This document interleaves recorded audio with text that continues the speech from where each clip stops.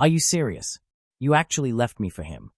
I nearly shouted, my voice cracking with disbelief and hurt as I sat across from my best friend, who had reluctantly agreed to meet me at a quiet, dimly lit diner on a rainy Saturday night.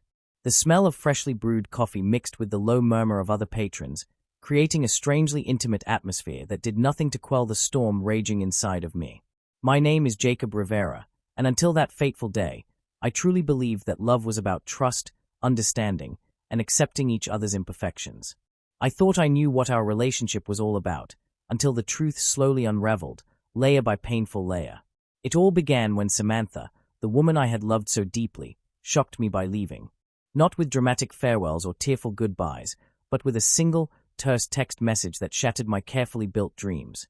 Jacob, I can't do this anymore. I'm leaving for work, and I've decided to be with someone who makes me feel alive. In that moment, I assumed she meant her boss. After all, she'd always talked about how dynamic and exciting he was, the man who held such power in his hands at the corporate office. I swallowed hard, telling myself I would find a way to understand, to make sense of it all. I clung to the hope that love, in its infinite complexity, might eventually mend the cracks in my heart. The days following her departure were a whirlwind of unanswered calls, sleepless nights, and endless anxiety. I spent countless hours rewatching our old texts and emails, trying to pick up on any sign that maybe I was overreacting.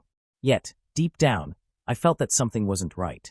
Samantha had left for her job, of all things, a job that I had believed she enjoyed.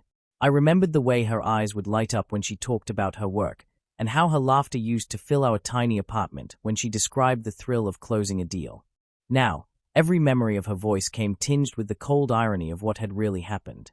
Then, one chilly evening, when the rain tapped steadily against my window and I was browsing through her social media profiles for a glimpse of her new life, I noticed a series of posts that froze my blood. Instead of the usual professional updates or lively snapshots of her smiling at team events, I saw images that painted an entirely different picture. There were photos of her laughing alongside a certain man who wasn't her boss, or so I thought at the time, but who exuded an air of confidence and familiarity that made my stomach churn. His eyes, dark and focused, contrasted starkly with Samantha's radiant smile. I scrolled further, and my heart sank as I discovered that this man wasn't just a co-worker. Hidden in the captions were hints, cryptic comments about escapism, new beginnings, and a casual reference to home, that led me to wonder if he was already more than just a friend. My mind raced back to the countless times Samantha had dismissed any questions about her past relationships with Akoi. He's just a friend, nothing more. I had trusted her implicitly, believing that her loyalty was steadfast. But now, a nagging doubt grew with every new post and every insinuation that something was amiss. The turning point came when I received an anonymous tip via a mutual friend, whispering that her new beau was, in fact, her boss, someone I had dismissed as just an exciting part of her work life. My heart pounded as that possibility took shape, but even then, I struggled to reconcile it with everything I knew. A week later, after a relentless cycle of anxiety and creeping suspicion, fate delivered the final blow. I received a forwarded email that Samantha had inadvertently sent to one of her close friends. In it, I discovered a line that I would never forget. I can't believe I'm leaving him for a guy who's so full of himself, and, oh my God, his wife and kids are always in the background at his events. The subtext was clear. Samantha's new lover, the man she claimed was her ticket to excitement, was not only married but had a family, a fact that he had conveniently concealed. The betrayal was multidimensional. She had left me for someone whose entire persona was built on deception, and now she was caught in a web of lies that even she couldn't escape. That revelation set off a chain reaction of emotions I had never felt before. How could someone you loved live a double life so completely? I replayed every conversation, every hidden glance, every moment of warmth in her presence, realizing that behind her smiles and gentle reassurances was a labyrinth of secrets I had never even imagined. My emotions, already raw from the breakup, churned with a mix of profound hurt, anger, and a desperate need for closure. Determined not to be left in the dark any longer, I confronted Samantha. I arranged to meet her at a quiet, little cafe, one we had frequented when things were simpler, when our dreams felt within reach. When I arrived, I could hardly recognize her. Gone was the sparkle in her eyes. In its place was a guarded, almost defiant expression. I slid into the booth opposite her, and the silence that hung between us was heavy, charged with all the unspoken words and heartbreak. "Sam, I need the truth. I began, my voice steady despite the storm within. You said you were leaving for your job, that I wasn't enough, yet I've learned that your new man, the one you're so excited about, is not who you claim he is. You've left hints, messages, evidence that he's married with kids. Why did you hide that from me? Why did you make me believe he was just a harmless part of your work life? Her eyes welled with tears, and for a moment, I thought she might finally break down completely. Jacob, I'm so sorry, she whispered. I was scared. I thought if I could have you all to myself, if I could make a clean break, I wouldn't have to face the reality of what I was doing. I thought I could pretend it didn't matter, that his family wouldn't ever come into play. I was wrong. Her confession was a tangled mess of regret and misguided hopes, a desperate attempt to escape the consequences of her decisions. I listened, my own heart aching with the realization that everything I'd ever believed about our future was a lie. You lied to me, Sam, I said softly, the word lied hanging in the air like a mournful note. You made me believe that what we had was pure, that I was enough, and now I see it was all built on falsehoods. The pain was sharp, but amid it, something unexpected stirred within me, an ember of strength, a whisper of a new beginning. In the weeks that followed, I resolved to rebuild my life from the shattered remnants of our past. I turned inward, pouring my pain into writing and art, channeling every emotion into ways that helped me understand and, eventually, heal. I began a blog called Unmasked Truths, where I shared my journey in no uncertain terms, each post a conversation with the world about betrayal, honesty, and what it means to reclaim your identity.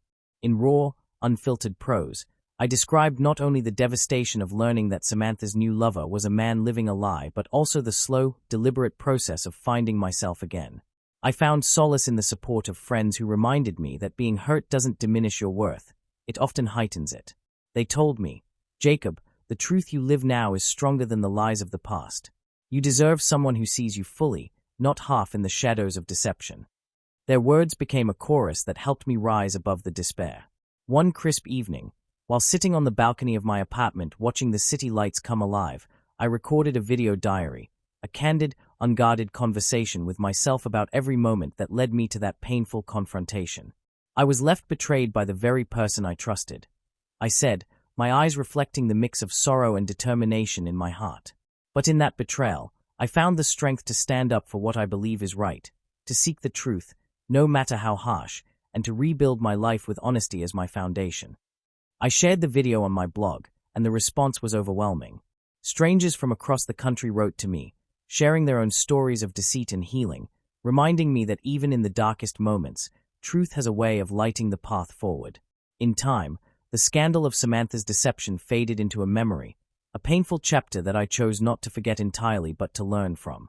I established new routines, new relationships founded on mutual respect and openness.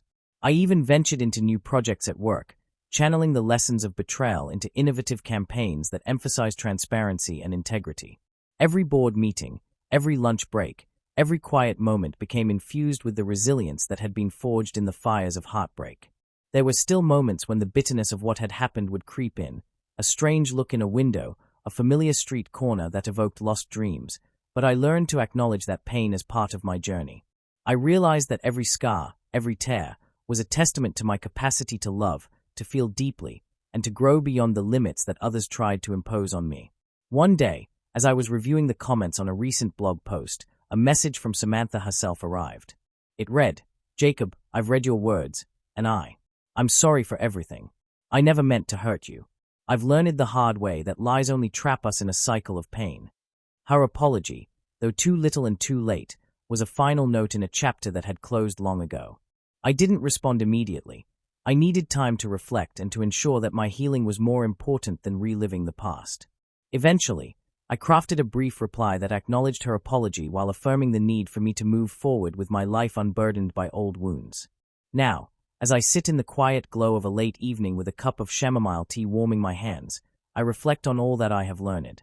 I discovered that when someone lies about something as intimate as a relationship, when they manipulate your world with half-truths, the only path to healing is through embracing the truth and allowing it to set you free.